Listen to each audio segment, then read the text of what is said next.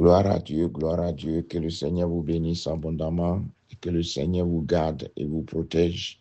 Ce matin encore, une grâce parfaite venant de Dieu nous a été accordée de nous approcher de sa table et partager la parole de Dieu.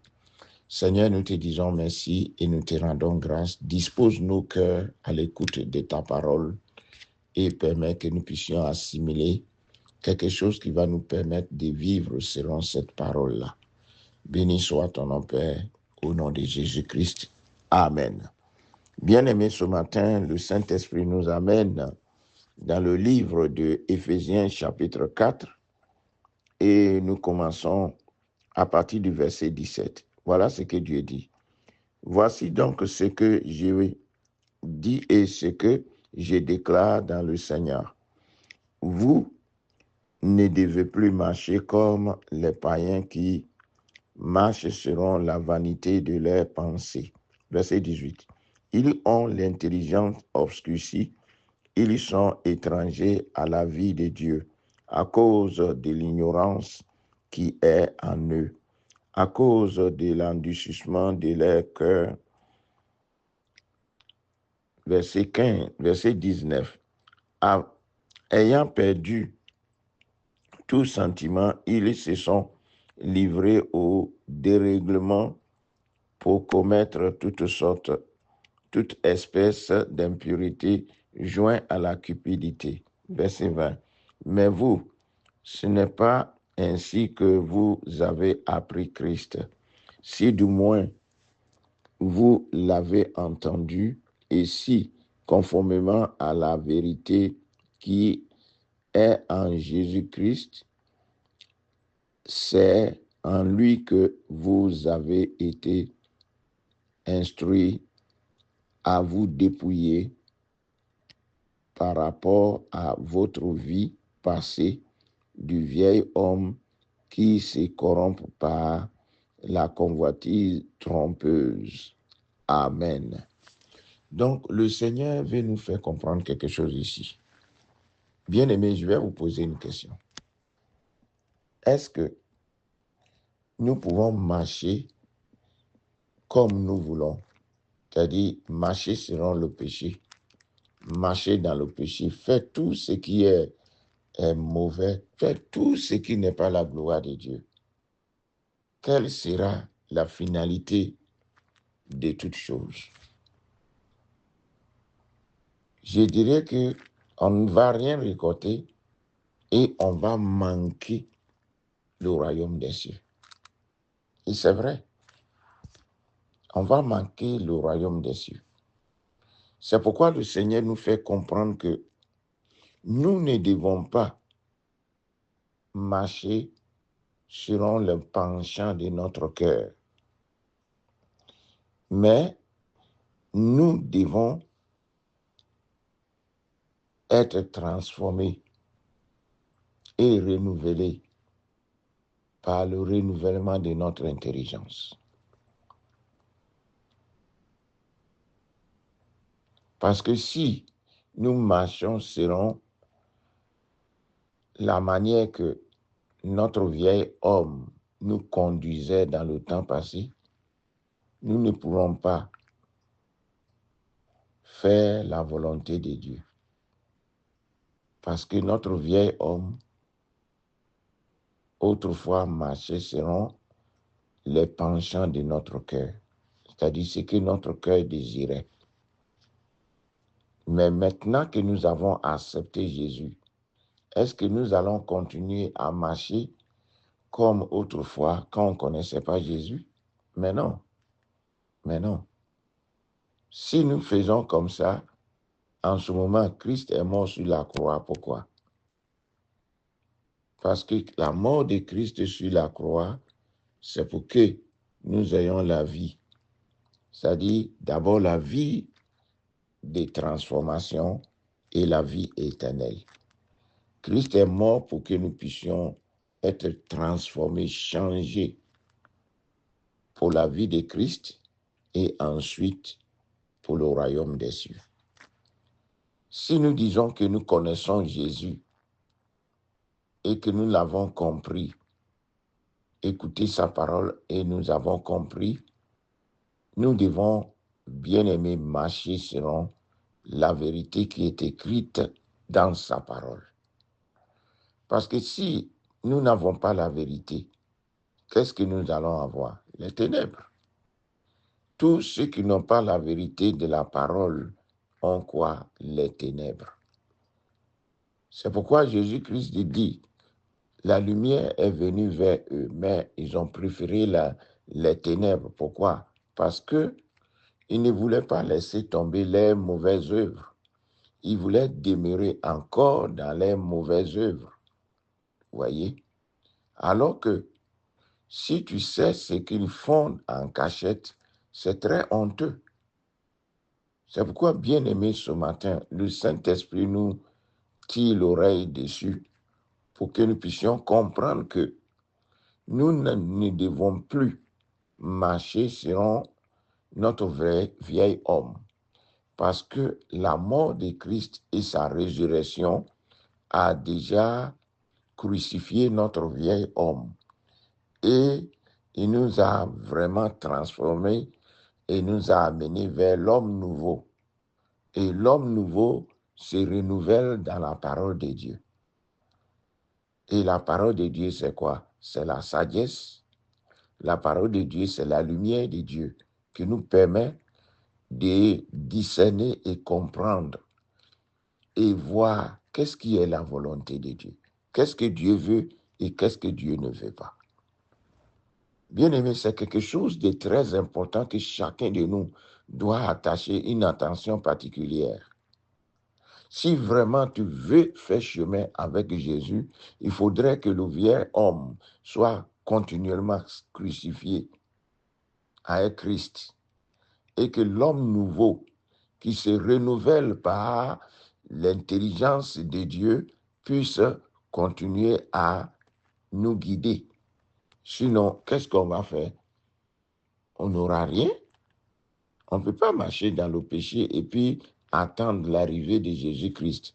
Ça ne marche pas comme ça. Chaque homme qui a compris Jésus-Christ et qui a saisi la parole doit marcher selon la lumière de Christ, doit marcher selon la parole de Dieu, c'est-à-dire la vérité, en s'éloignant de tout ce qui est d'impureté, de péché qui pourrait mettre inimitié entre nous et Dieu. Parce que Dieu nous a réconciliés avec lui-même par la mort de Jésus-Christ. Et si nous sommes réconciliés, c'est que nous avons le privilège d'être avec notre Seigneur. Et c'est pourquoi Jésus dit que nous sommes maintenant co-héritiers, héritiers et co-héritiers avec Christ. Voyez? Mais si nous sommes co-héritiers avec Jésus, pourquoi nous allons encore retourner dans nos péchés? Cela ne servira à rien. Cela ne servira à rien. Nous devons marcher selon la parole de Dieu. Parce que c'est à ça que Dieu nous a appelés. Si nous faisons cela, nous obéissons à notre Dieu, le grand Dieu qui a eu compassion de nous et il a donné lui-même son propre Fils pour que nous soyons réconciliés avec lui. Voyez? Donc, si nous n'obéissons pas à sa parole, nous faisons fausse route. C'est pourquoi chacun de nous est interpellé ce matin par la parole de Dieu que nous devons marcher selon la volonté de Dieu. Nous devons marcher selon la vérité de Dieu. En ce moment-là, nous allons connaître les bienfaits de notre Dieu et nous allons rentrer dans sa bénédiction. On n'a pas besoin de faire des gymnastiques pour recevoir la bénédiction de Dieu. Juste marcher dans la fidélité et dans la sainteté de Dieu et chacun de nous verra que la main de Dieu va se poser sur nous pour que nous puissions recevoir tout ce que nous lui demandons. C'est vraiment quelque chose que chacun de nous doit comprendre.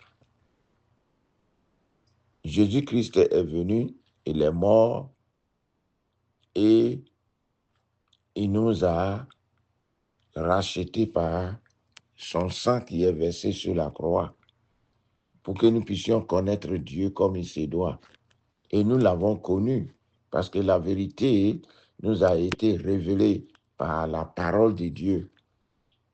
Donc, cette vérité-là va nous amener sur la voie de Dieu pour que chacun de nous puisse comprendre qui est Dieu et savoir comment l'adorer.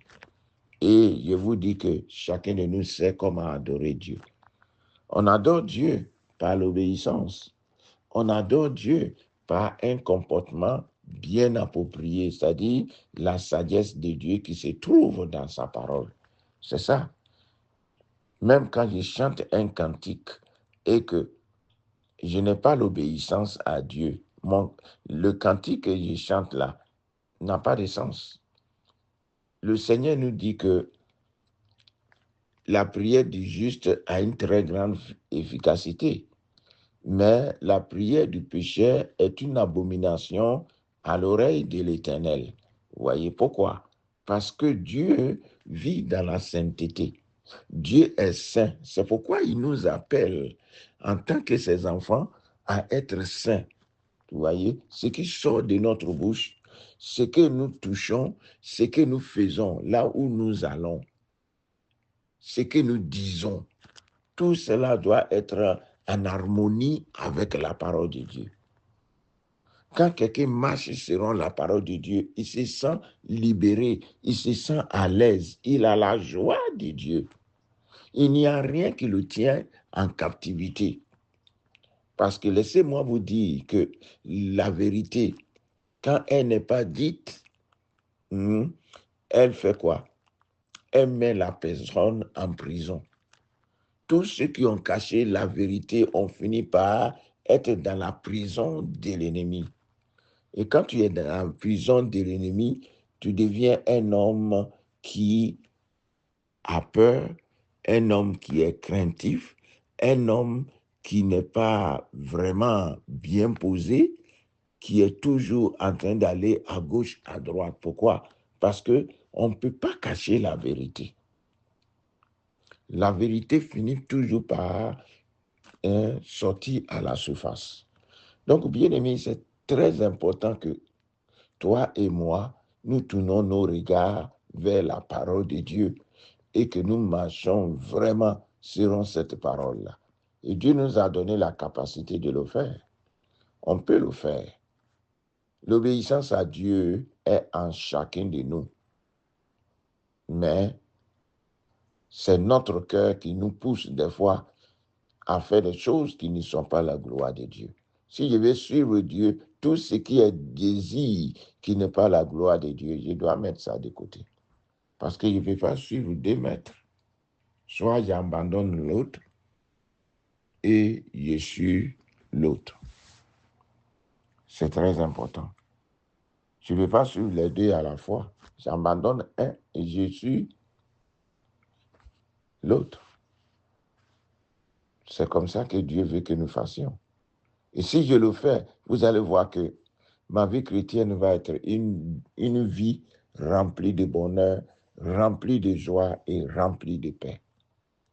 Si tu vois que la vie chrétienne pour toi est devenue un problème, c'est que quelque part, il y a des choses que tu dois régler que tu n'as pas encore réglées. Parce que le Saint-Esprit lui-même là, il nous convainc. Et si le Saint-Esprit me convainc que je dois faire telle chose, et que je refuse de le faire, je vais me sentir coupable. Et je n'aurai pas la joie au-dedans de moi. Pourquoi? Parce que je n'ai pas fait ce que l'Esprit de Dieu me dit de faire. Donc, c'est vraiment très important, bien-aimés.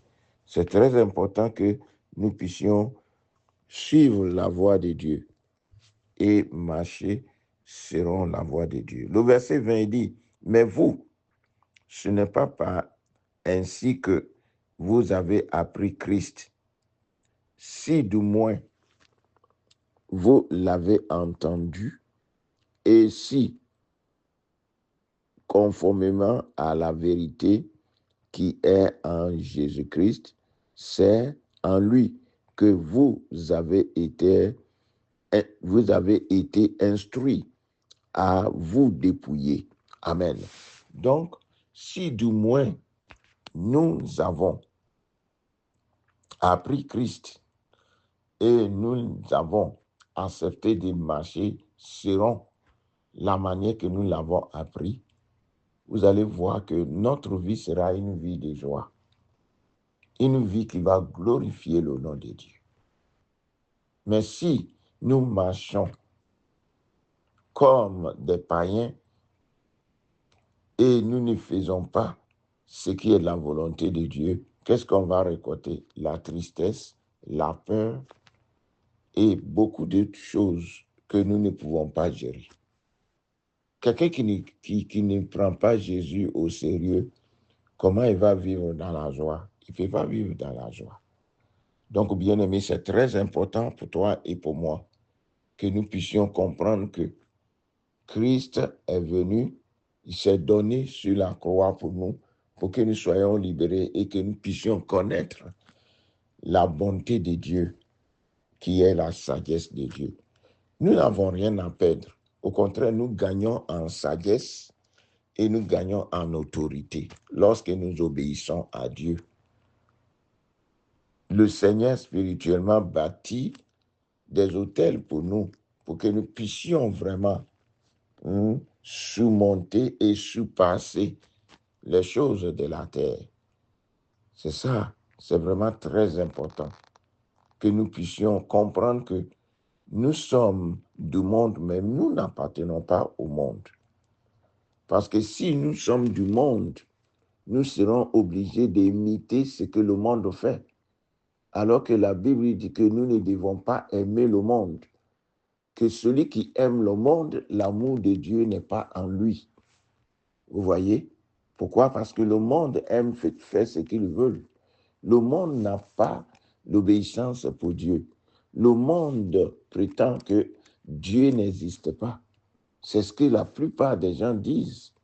Mais est-ce que toi, depuis que tu as accepté le Seigneur, tu es convaincu que le Dieu que tu sers, le Dieu qui s'est donné lui-même sur la croix pour toi, il est vraiment un Dieu qui subsiste à jamais?